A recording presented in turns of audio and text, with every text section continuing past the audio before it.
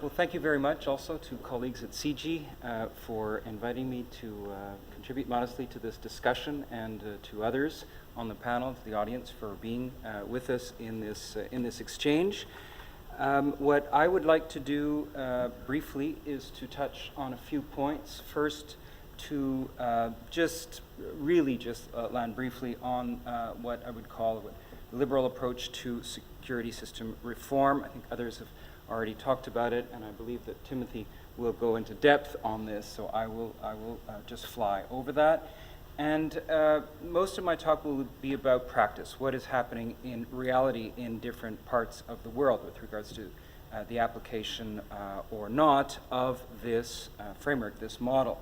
I'd like to talk about two trends. First of all, what is happening with SSR in two countries that are on the front line of the war on terror. SSR under fire, as Walter Slocum said quite rightly. And then I'd like to drop down and look at Canadian engagement in SSR in one of those contexts in Afghanistan. Then I'd like to shift to a second trend, SSR in other places. And again, I'd like to drop down and look at Canadian engagement in SSR processes in Haiti. And then I'd like to draw a few conclusions out at the end. Now, obviously, since I'm trying to look at 4 cases, I will not be able to go into as much depth as Mr. Slocum did on Iraq. But at the same time, I will try to, in a sense, bridge the global analysis that Professor Licklider gave us just now and the case-focused analysis that Mr. Slocum gave us by looking at a range of cases, being aware, and I hope you will be too, of the limitations of that kind of small sample. I should also say that the case studies are based on other people's work for the most part. Most of what I will say about Afghanistan or SSR in Afghanistan and Iraq is actually based on an article published in the Journal of Peace Building and Development, written by Mark Sedra a few years ago, and the works on what I will say about Haiti SSR in Haiti is mostly based on a case study that the North-South Institute and its associates published just recently on police reform in Haiti, and with regards to Burundi, the last case, it's mostly again based on case studies by the North-South Institute and its partners in Burundi. Okay. Now, as we heard, security system reform per se is not new. Regardless of the major changes that have taken place since the end of the Cold War, I think that security, the creation or transformation of military intelligence, police forces, the unification of those forces, their attempts to subordinate them to civilian rule have been some of the major challenges of state formation for, I would say, thousands of years, certainly in the post-Westphalian period in Europe, and certainly in the post-World War II decolonization process. What is new, however, and here I agree with Professor Licklider, what is quite new in the past decade and a half, a little more, is the approach that has come to be called now security system reform, which, as Mark Sedra said quite rightly, is really coming from a human security or a people-centered rather than a state-centered perspective. And practically what is new is the growing involvement of official development agencies in support of security system reform processes and the elaboration of a more or less common policy framework for donor involvement in this area by the Development Assistance Committee of the OECD over the past few years, particularly its codification of the DAC guidelines on governance, security sector reform in 2004, ministerial statement in 2007, and the handbook. Now, I wouldn't agree that we don't know much. I think we know a lot, and just a glance at those documents will show you just how much knowledge has been accumulated, particularly over the past decade in this area. That being said, there is a lot to learn, and I'll end on that note later on. Now, the core principles of that framework, if you will, can be summarized in essentially 4 points. First, to, if you will, the technical side, to improve the delivery of security and justice services. Secondly, to take a system-wide approach, not just the military, not just police, but the justice system, civilian oversight, etc., rooted fundamentally in democratic governance of the security system. Thirdly, to nurture local leadership and ownership. And finally, to aim for sustainability, both on the fiscal side and on the political side. I call this a liberal approach to security sector reform, very much taking a page from Roland Paris's work on liberal peace building.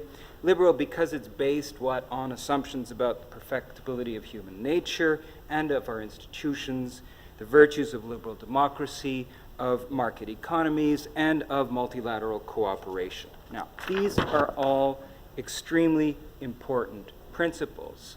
I'm not sure they're universal, but as a Westerner, I would agree that they are important. However, what's actually happening to these noble ideas in practice? Now, in his article on SSR in Iraq and Afghanistan, Mark Cedra makes a number of important arguments. I urge you to read that article if you haven't yet, and here I'm just going to provide a summary. He suggests that, and this was a few years ago, admittedly, he suggested that at the time, about 2007, despite the enormous investment in blood and treasure that had been made in security sector reform in the two countries, and considerable advances in areas like whole-of-government coordination by international actors, despite that, the U.S. and other Western powers, so not the governments, not the host governments of those two countries, were driving SSR processes in those countries. Secondly, that hard security priorities like training and equipping, in the Afghanistan case, the national police, that should be ANA rather, and the national army, have displaced softer goals like democratic control and the rule of law. Thirdly, that insufficient attention to local complexities have led to very costly mistakes that have in fact fueled conflict rather than reducing it. And really that what's at the core here, these are not just technical mistakes, made little mistakes and we're learning. No, there's a fundamental problem here at the core, and that is that the goals of counterinsurgency effectiveness and democratic security sector reform as codified in the DAC guidelines, etc., quote, may be incompatible. Now that quote, interestingly, comes from Walter Slocum, whom I'm delighted and honored to meet here today. What I found particularly interesting is that your talk was actually quite different in its conclusion. So I hope that we can unpack that a little bit in the interests of learning together on this. So to be clear, the real question here that I'd like us to get back to today and in the e-conference is whether, in fact, the goals of war fighting and democratic security sector reform are incompatible, or whether they can be married. I must say that I'm quite sympathetic to Mark Cedra's conclusion in this regard. Now,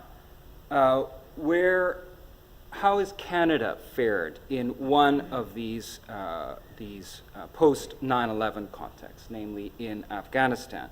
SSR, as many of you will know, is part of Canada's whole-of-government engagement in Afghanistan since 2001, and particularly tied to the deployment of Canadian forces, about 2,500 Canadian forces in Kandahar via the ISAF since 2005. Afghanistan is, of course, Canada's biggest military deployment, its biggest ODA program and then, not surprisingly, its broadest involvement in SSR processes.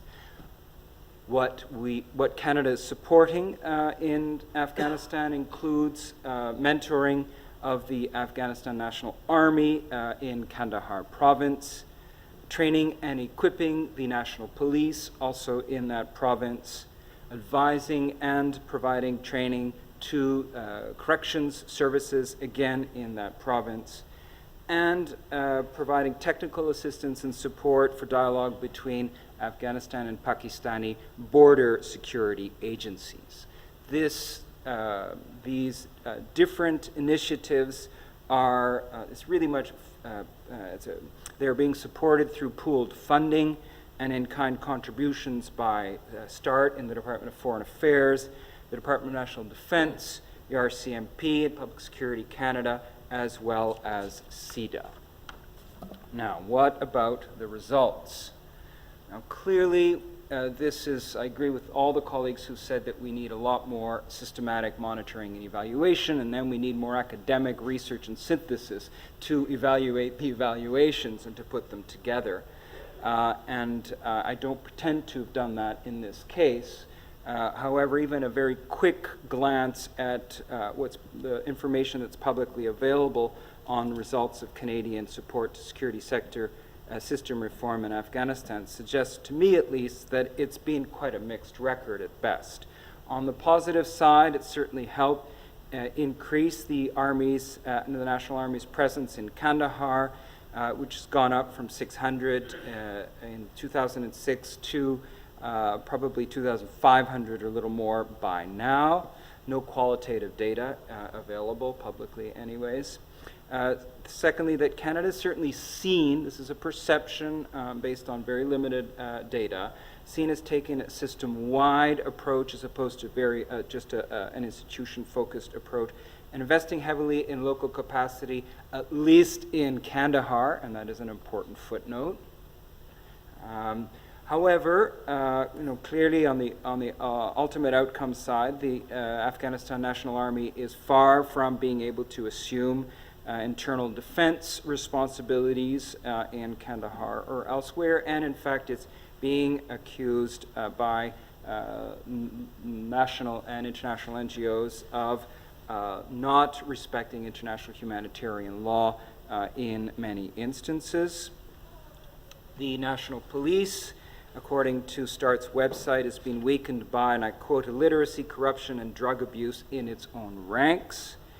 I would add that, more fundamentally, ANP integration into counterinsurgency activities and the weakness of the judiciary and judicial reform efforts in the country could, in fact, seriously undermine the rule of law for a very, very long time in the country. This goes way beyond issues of illiteracy in the National Police. So, Canadian SSR programs may not be as problematic as those of certain larger powers, but I think that they certainly suffer from some similar context-based limits. Now, what can this argument, can Mark Sedra's argument about SSR in Afghanistan and Iraq be applied beyond those cases? This is, in fact, a question I asked my students to contemplate after they read his article in my senior undergraduate class on conflict and development. and I'll bring you to the conclusions in a second. Let me preface this by saying that in a book that was recently published by UBC Press and the North-South Institute, titled The Paradoxes of Peace Building Post 9/11, I and my co-authors suggested that we really should distinguish between two major approaches to peace building in quotation marks in the post 9/11 period. First, approaches shaped by the war on terror in Iraq, Afghanistan, and the Palestinian territories, which have put the tools of the language, the tools, and the funding mechanisms of peace building at the service of a fundamentally different project of counterinsurgency and nation building linked to Western security interests. And then on the other hand, the second trend in a much wider range of states often coordinated by the UN, sometimes in partnership with regional organizations. There we find that the concepts of multi-dimensional peace building developed in the 1990s, sometimes rooted in negotiated peace agreements, are still being applied, and where there is more space for principles like those codified in the DEC, SSR guidelines, and more broadly the Paris Declaration on Aid Effectiveness, more space for those principles to be implemented in practice. I would argue that this distinction can be extended to the domain of security sector reform. In other words, that we can't mechanically extrapolate from Mark's argument about SSR in Iraq and Afghanistan to the rest of the world. And I imagine Mark would agree. We'll discuss that. So let me illustrate this second trend by just touching on two examples of SSR beyond the battles of the war on terror.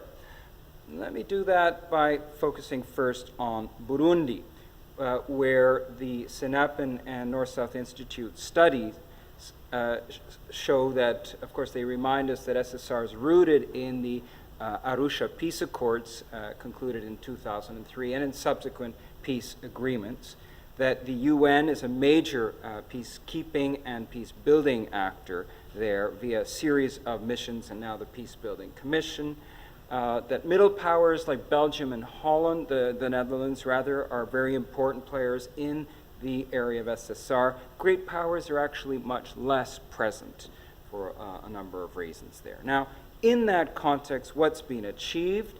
The Forces Armées Burundaises, the army, has been considerably reduced and balanced ethnically between Hutus and Tutsis.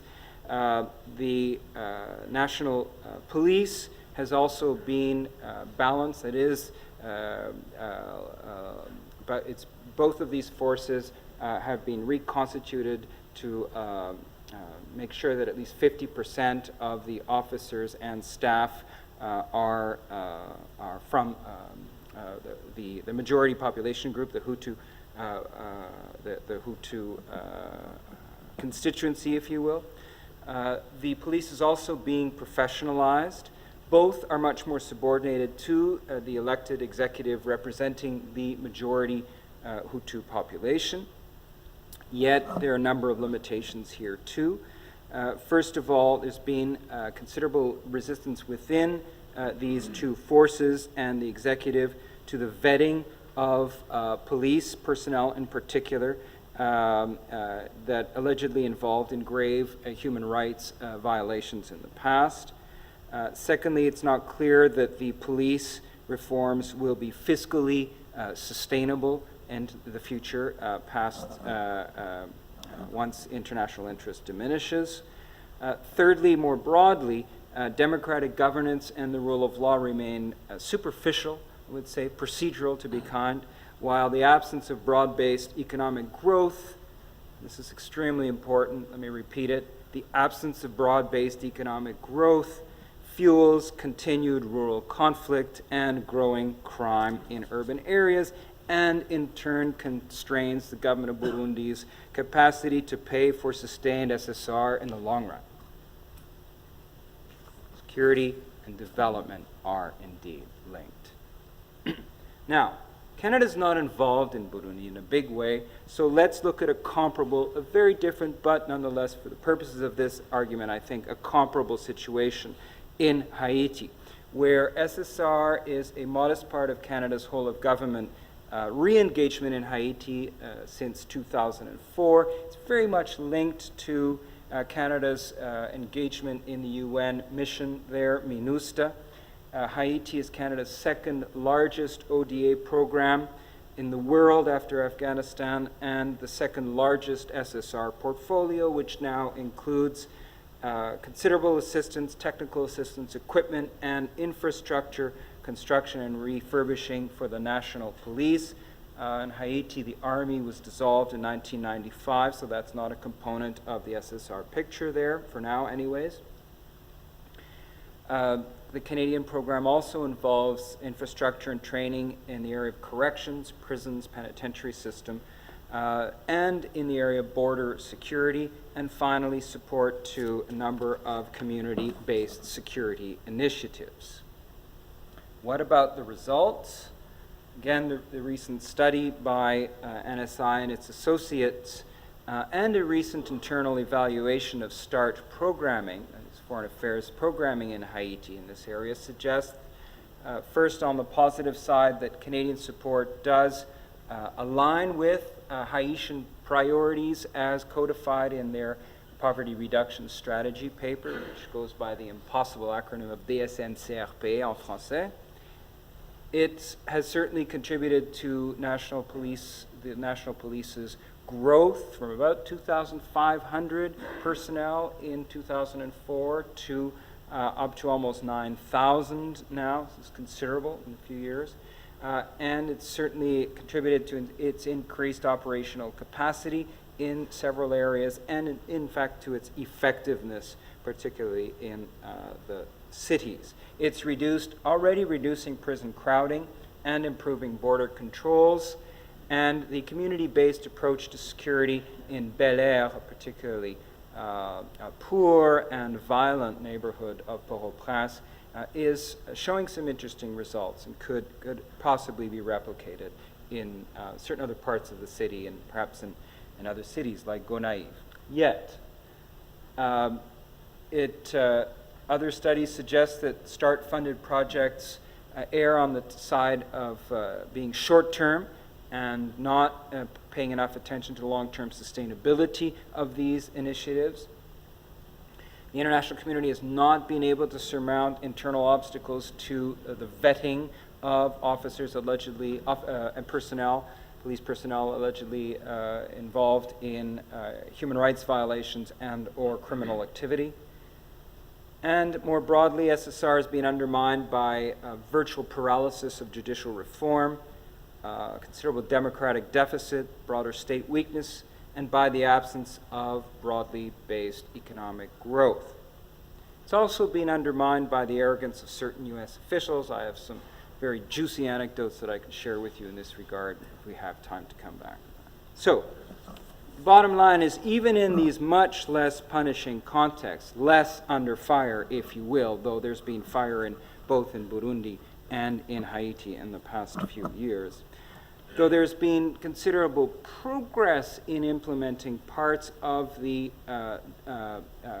democratic approach to security system reform codified in the DAC guidelines, then in places like Afghanistan and Iraq, nonetheless, major limitations rooted in a combination of internal forces, internal resistance to security sector reform as we understand it, wider state weakness, economic policy failures, and international community arrogance and short-termism have hampered the realization of that model's potential, if you will.